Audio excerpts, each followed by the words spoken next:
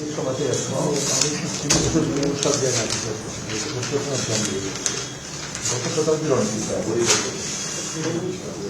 sir. Really? Okay. Thank you.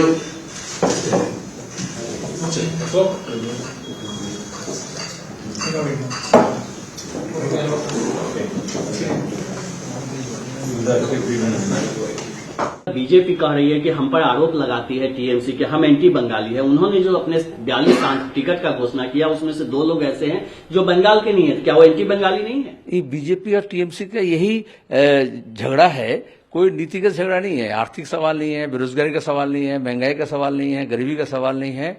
ये मोदी दीदी का, और चुनाव में ये मीडिया वाले भी बहुत खाते हैं इसको, कभी हिंदुस्तान पाकिस्तान, कभी इंडिया चाइना, कभी हिंदू मुसलमान, कभी बंगाली बिहारी। तो ये सब बकवास है। ये बीजेपी वाले भी धर्म के नाम पर लोगों को बांट रहे हैं और तृणमूल वाले उसको फिर जातिगत रूप में, भाषागत रूप में भी बांट रहे हैं। तो पहले जो 4 स्क्वायर का सिगरेट आता था ना, तो एक चौके को आधा तोड़ोगे तो 2 टुकड़ा होगा। तो ये बाइनरी नहीं चला बंगाल में, तो उसको फिर अब और एक बार वो खाना बांट रहे हैं, तो उसको 4 खाने में बांट रहे हैं। लेकिन बंगाल के लोग इस बंटवारे की राजनीति के शिकार हो चुके हैं। देश का बंटवारा हुआ है, बंगाल का बंटवारा हुआ। अब नए से बीजेपी और तृणमूल का ये जो बंटवारा राजनीति है, इसमें हम कोई भी शरीक नहीं हो रहे हैं। टीएमसी और कांग्रेस के बीच की बात है, लेकिन ये तो शुरू से ही लग रहा था कि ऐसा होने वाला है। अब इस पे बहुत सारे अटकलें लगाई जा रही हैं कि वो बीजेपी को नाराज नहीं करना चाहती हैं या जो भी हो।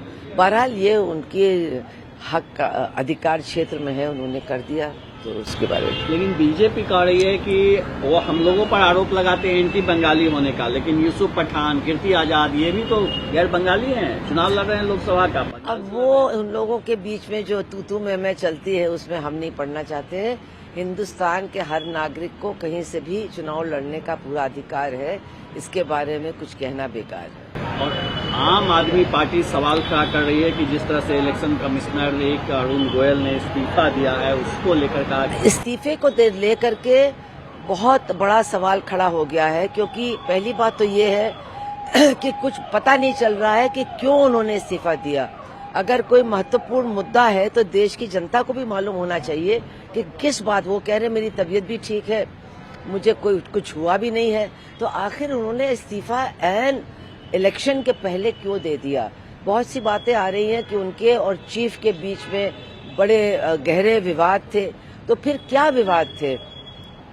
इलेक्शन आ रहा है तो इन विवाद के बारे में सबको जानकारी मिलना भी बहुत ज्यादा जरूरी है, और इस तरह से बिना इलेक्शन कमीशन के इलेक्शन कराना भी उचित नहीं होगा।